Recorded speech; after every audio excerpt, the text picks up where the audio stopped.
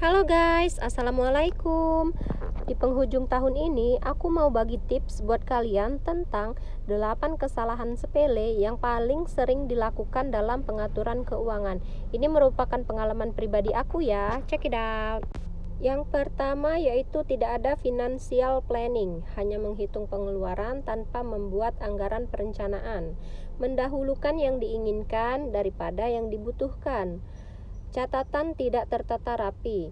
Ini pengalaman pribadi aku. Jadi aku itu cuma nyatet aja pengeluaran-pengeluaran apa aja itu pengeluaran tanpa aku buat anggaran perencanaan ini buat ini. Jadi nggak tertata gitu perencanaannya. Ini harus dihindari ya.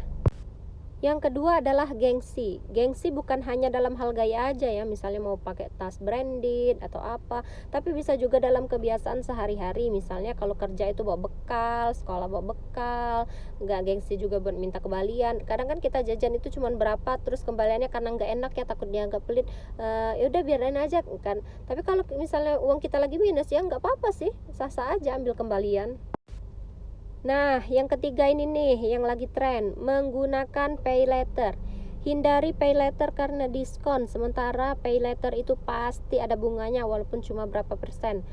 Terus yang kedua, menjadikan pay letter pembayaran utama. Karena udah keenakan nih, udah terbiasa menggunakan pay letter, itu jadinya kita kebiasaan. Jadi nggak punya uang itu pasti udah gampang kan ada pay letter, udah gampang kan ada pay letter. Itu jangan, hindari riba, hindari cicilan, itu dihindari semuanya.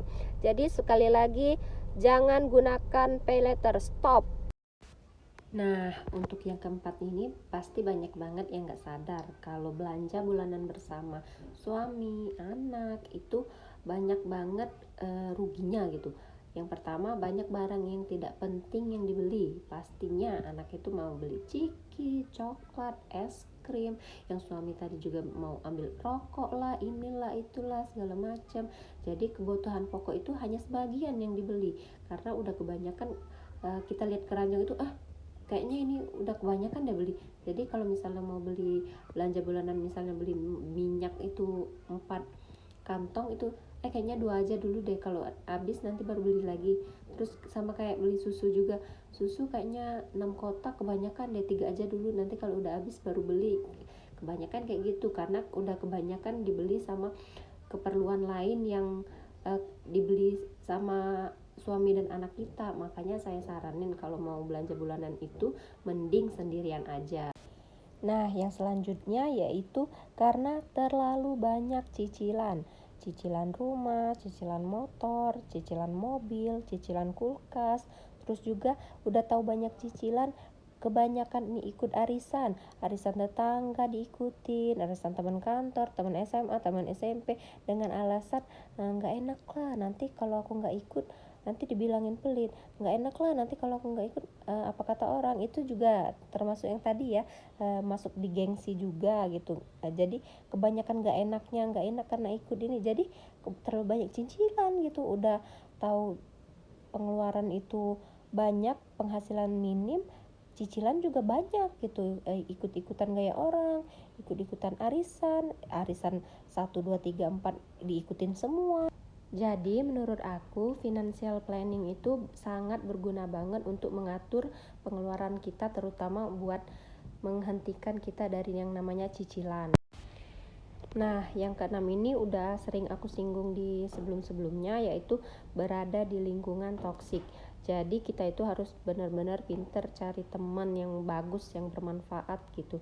Jadi kalau misalnya ada teman yang boros, yang kalau misalnya kita hemat dibilang, kok hitung-hitungan banget sih, kok pelit banget sih, itu mending dijauhin. Bukan dijauhin sih, lebih ke jangan masuk di inner circle yang begitu. Jadi kebiasaan kita juga bisa tertata rapi. Jadi kalau misalnya temen kita udah sering misalnya hemat jajannya, kita jajannya yang gini aja di situ mahal loh, jadi kita juga ikut-ikutan gitu. Tapi kalau misalnya kita pertemanan, di lingkungan pertemanan kita itu sukanya yang kita mau makan di mall aja yuk, makan ini aja yuk, kita juga jadi ikut-ikutan boros gitu. Jadi sekali lagi, berteman itu dengan siapa aja, tapi teman baik itu harus pinter-pinter milih. Nah, yang selanjutnya yaitu fokus berhemat, tidak fokus mencari penghasilan tambahan. Jadi, kalau kamu nggak bisa berhemat, maka kamu harus mencari penghasilan tambahan. Jadi, di pikiran kita itu jangan fokus hemat, hemat, hemat, hemat terus. Kita juga harus mikirin gitu, gimana caranya mencari penghasilan tambahan. Apalagi kalau seandainya anggarannya itu udah mentok banget. Jadi, kalau nggak segini nih, kurang nih, nggak bisa nih bayar ini, nggak bisa nih makan ini, nggak bisa nih ini, kayak kalau udah mentok banget kayak gitu. Jadi di pikiran kita itu jangan fokus berhemat terus gitu, itu udah pusing tambah pusing ya kan. Jadi kita itu fokus cari penghasilan tambahan, bisa jadi freelancer, jadi dropshipper, jadi reseller, atau jadi sekarang ini lagi musim affiliate nih, aku juga lagi coba-coba. Nanti kalau berhasil aku share di video selanjutnya ya. Nah, yang terakhir ini yang paling penting nih. Hanya bersedekah di saat lapang, padahal golden wish menjemput rezeki itu, janganlah engkau menyimpan harta tanpa mensedekahkannya. Jika tidak, maka Allah akan menahan rizki untukmu. Karena sedekah itu membuka pintu rezeki. Sedekahlah walau lagi sempit. Ini beda konteks dengan gengsi ngambil uang kembalian tadi ya.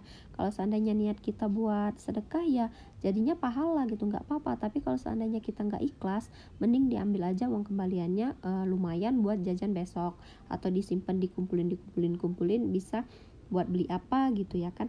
Tapi kalau seandainya memang kita niatnya buat sedekah, itu malah bagus loh, itu malah menjemput rezeki. Aku itu pernah loh, uang itu tinggal 1 lembar itu, tapi kayaknya kasihan banget ngasih ke dia, jadi aku putusin buat ngasih ke dia. Tahu-tahu itu sorenya aku langsung diganti 10 kali lipat. Itu masya Allah dahsyatnya sedekah gitu ya, karena sedekah itu membuka pintu rezeki. Ya, itulah tadi 8 kesalahan dalam pengaturan keuangan. Semoga apa yang aku sampaikan bisa dimengerti dan dipahami, dan semoga kita kedepannya bisa mengatur keuangan dengan lebih baik lagi. Thank you for watching.